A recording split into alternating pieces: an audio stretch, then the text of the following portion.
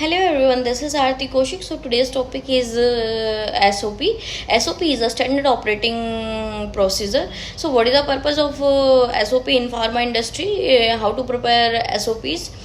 SOP is a set of written document that document is used by the organization.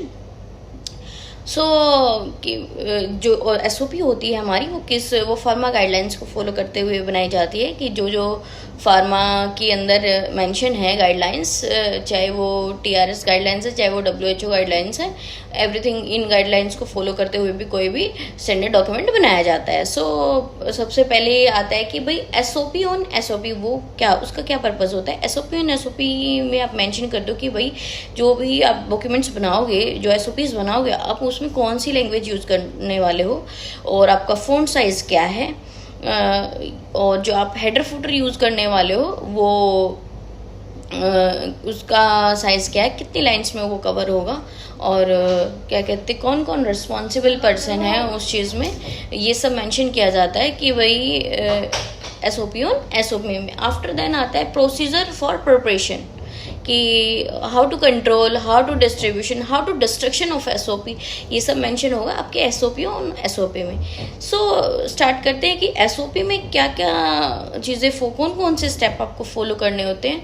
सबसे पहले आता है object mention करना होता है. उसके बाद आता है स्कोप, देन रिस्पॉन्सिबिलिटी में क्या रहता है, आपके जो रिस्पॉन्सिबल पर्सन होते हैं उनके बारे में मेंशन किया जाता है कि लाइक QA मैनेजर है, आपका production manager, QC manager, executives, ये सब मेंशन होता है. रिस्पॉन्सिबिलिटी के बाद आता है अकाउंटेबिलिटी के बाद क्या करते हो आप, प्रोसीजर मेंशन करते हो. प्रोसीजर जैसे भी, मतलब कोई भी इक्विपमेंट्स है या फिर आपकी कोई मशीनरी है, आपको स्टेप बाय स्टेप कैसे उस पर काम करना है, ये सब प्रोसीजर मेंशन करना होता है. प्रोसीजर के बाद आता है कि भाई रेफरेंस, कि जो आप काम करने जा रहे हो आपने उसकी रेफरेंस क्या है, किस के बिहाफ पे आपने वो डॉक्यूमेंट प्रिपेयर किया है. ठीक है.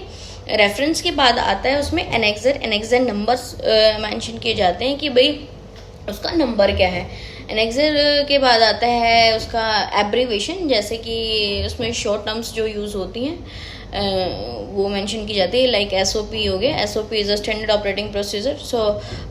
MFR master formula record. उसके बाद आता है डिस्ट्रीब्यूशन के बाद आता है हिस्ट्री. ये 10 स्टेप होते हैं जो SOP के अंदर मेंशन किए जाते हैं. ओके, आई थिंक आपको समझ आ गया होगा कि भाई क्या पर्पज़ होता है फार्मा इंडस्ट्री के अंदर. Thank you, bye bye. कोई क्वेरीज है तो आप मैं नेक्स्ट लेक्चर में डिस्कस करेंगे. ओके.